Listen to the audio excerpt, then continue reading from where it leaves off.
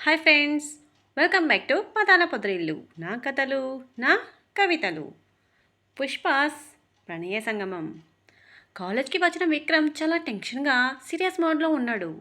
కాలేజ్కి రాగానే lecturers attendance, కాలేజ్కి సంబంధించిన విషయాలన్నీ చెక్ చేసి చివరిగా అటెండర్ సుబ్రహ్మణ్ని పిలుస్తాడు. చెప్పండి సార్ అంటూ రెండు చేతులు కట్టుకొని కొంచెం ముందుకు వంగి అడిగాడు. లోపలికి వచ్చిన సుబ్రహ్మణ్యం వినయంగా. బిజీగా ఉన్న విక్రమ్ కేవలం కళ్ళని మాత్రమే పైకెత్తి ఎదురుగా ఉన్న సుబ్రహ్మణ్యుని చూశాడు.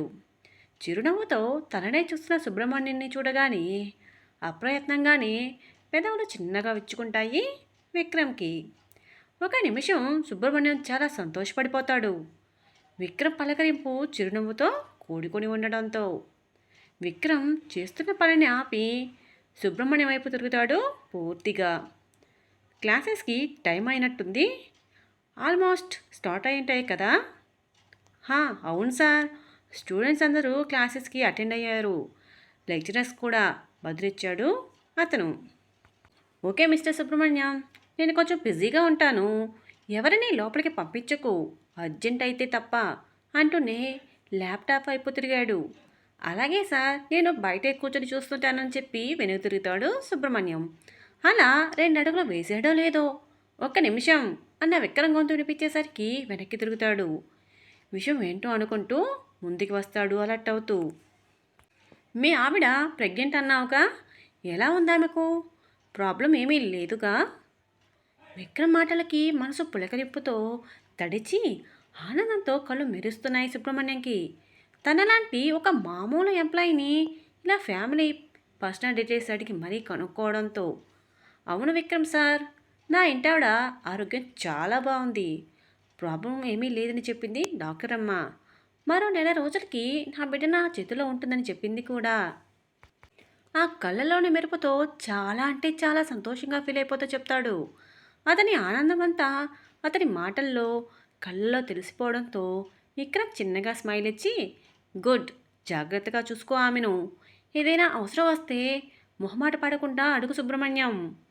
బిడ్డని కడుపులో మోసే ప్రతి స్త్రీ దేవతతో సమానం అంటూ ల్యాప్టాప్ మీద చకచకా కదిలిస్తున్నాడు విక్రమ్ తన చేతి వేళ్ళని. అలాగే సార్, తప్పకుండా, ఆ మాట అన్నారు అదే 10,000 అంటూ కృతజ్ఞతగా చూస్తూ బయటికి వెళ్ళిపోతాడు సుబ్రహ్మణ్యం. సుబ్రహ్మణ్యం అటు వెళ్ళగానే విక్రమ్ తన వర్క్లో బిజీ అయిపోతాడు. ఆఫ్టర్నూన్ వరకు కూడా ఎటువంటి డిస్టర్బెన్స్ లేకుండానే కలిసిపోతుంది విక్రమ్కి. లంచ్ బెల్ మోగిన సౌండ్కి కొద్దిగా కదిలి మళ్ళీ వర్క్లో పడిపోతాడు. ప్రణయ స్టూడెంట్స్తో మాట్లాడుతూ క్లాస్ నుండి బయటికి వస్తూ విక్రమ్ క్యాబిన్ దగ్గరికి రాగానే లంచ్ టైం అయినా అక్కడే స్టూల్ మీద కూర్చుని ఉన్న సుబ్రహ్మణ్యాన్ని చూసి అక్కడ ఆగిపోతుంది. స్టూడెంట్స్ వైపు తిరిగి ఇక మీరు వెళ్ళి లంచ్ చేయండి అని చెప్పడంతో ఓకే మ్యామ్ అంటూ వెళ్ళిపోతారు స్టూడెంట్స్. ప్రణయ సుబ్రహ్మణ్యంకి ఎదురుగా నిల్చుని, ఇంకా ఇక్కడే ఉన్నావేంటి, లంచ్ తీసుకురాలేదా అంటూ తన ఫోన్ పౌచ్ వెనుక ఉన్న 200 రూపాయలు నోట్ తీసి సుబ్రహ్మణ్యం ముందు ఉంచుతుంది. ప్రణయని అక్కడ చూడగానే వెంటనే స్టూల్ మీద ఉండి లేచి నిల్చున్నాడు అతను. ప్రణయకి సమాధానం చెప్పేలేపు ఆమె డబ్బులు ఇవ్వడంతో ఆమె కళ్ళలకు చూస్తూ నిలబడిపోతాడు. సుబ్రహ్మణ్యం, నిన్నే, అలా చూస్తున్నావేంటి, వెళ్ళి త్వరగా ఏమైనా తినేసిరా, మళ్ళీ క్లాస్ బెల్ టైం అవుతుంది, ఏదైనా పని పడొచ్చు కూడా అంటూ అతని చేతిలో పెట్టబోతుంది. అతను మొహమాట పడుతున్నాడేమో అనుకుంటూ, కానీ సుబ్రహ్మణ్యం ఆలోచన వేరుగా ఉంది. ప్రణయ మరొక్కసారి సుబ్రహ్మణ్యాన్ని గట్టిగా పిలవగానే తేరుకున్న సుబ్రహ్మణ్యం అప్పుడే ప్రణయాన్ని చూస్తున్నట్టు అతని చేతిలో పెట్టబోతున్న మనీని చూసి చేతికి తీసుకుంటాడు. ఇంత మంచితనం ఎలా మేడం అంటూ అతని చేతిలో ఉన్న మనీని తిరిగి ప్రణయకిస్తూ అడుగుతాడు. ప్రణయ చిరునవ్వుతో చూస్తూ, ఇందులో మంచితనం ఏముంది సుబ్రహ్మణ్యం, సాటి మనిషికి సహాయం చేయడంలో సంతోషం ఉంటుంది, ఆ సంతోషం చాలా విలువైనది, వెలకట్టలేనిది, దానికి మంచితనాన్ని పేరు పెట్టకూడదు. అది సరే, ఇంకా ఇక్కడే ఉన్నావేంటి, లంచ్ బాక్స్ తీసుకురాలేదా ఏంటి? లేదు మేడం. అవునా, అయితే ఇవి తీసుకో అంటూ మళ్ళీ మనీ ఇవ్వబోతుంది ప్రణయ.